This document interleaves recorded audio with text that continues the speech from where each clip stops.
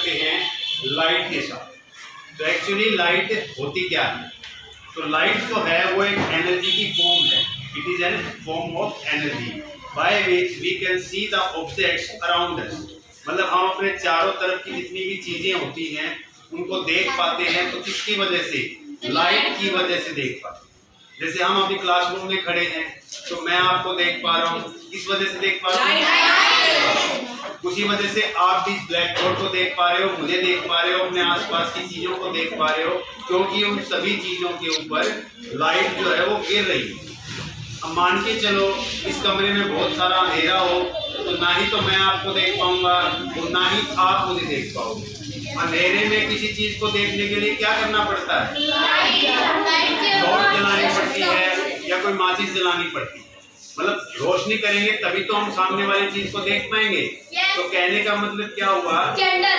वो जो form of energy है जिसकी वजह से हम अपने आसपास की चीजों को देख पाते हैं उसको हम लाइट बोलते हैं।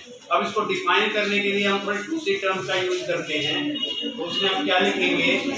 Light is a form of energy that produces the sensation of vision. मतलब इसका मतलब क्या हुआ? जो हमारे देखने की सेंसेशन को पैदा करता हो।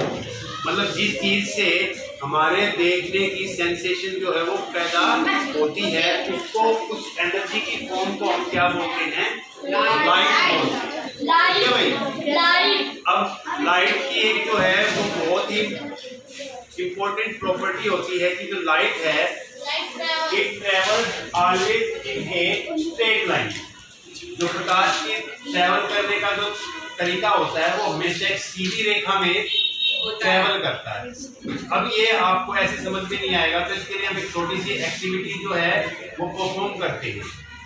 हम क्या करते हैं? हम एक होलो पाइप लेते हैं और उस होलो पाइप से हम किसी लाइट के सोर्स को देखने की कोशिश करेंगे। तो हम देखते हैं अगर वो पाइप बिल्कुल सीधा है, जैसे कि ये देखो, ये हमारी आंख है, इससे हम पाइप से बिल्कुल सीधा से देख रहे हैं तो हमें वो लाइट जो है वो सामने से आती हुई दिखाई दे। मगर इन केस जैसे कि मान के चलो ये मैंने कोई इस तरह से होलो पाइप बनाया है अपना और इस तरह से मैं अगर देखना चाहूँ तो बिल्कुल जब तक सीधा रहेगा तो मैं लाइट को देख पाऊंगा ना। मगर अगर क्या हो, मैं इसको अगर हल्का सा बेंड कर दूं, अगर ये टेढ़ा मेढ़ा हो, बेंड हुआ हो, तो मैं सामने की जो चीज है लाइट है उसको देख नहीं पाऊंगा। कारण क्या है कि जो लाइट है हमेशा सीधी रेखा में ट्रेवल करता है। अगर इसका रास्ता मुड़ गया तो जो लाइट है उसकी रेंज जो है मुड़ के हमारी आंख तक नहीं आ पाएगी। तो इस एक्टिविटी से हमें ये पता चलता है कि जो लाइट है वो हमेशा कौन सी डायरेक्शन में ट्रैवल करती है? स्ट्रेट में करती है। ठीक है भाई? अब इस फिनोमेनन को क्या कहते हैं?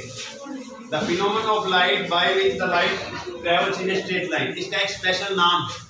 अब इस नाम को आप अपनी किताब से खुद लेके जाने के इस फिनोमेनन को हम क्या कहते हैं। तब हम करते हैं हमारा दूसरा टॉपिक रिफ्लेक्शन ऑफ लाइट। अब रिफ्लेक्शन का मतलब क्या होता है?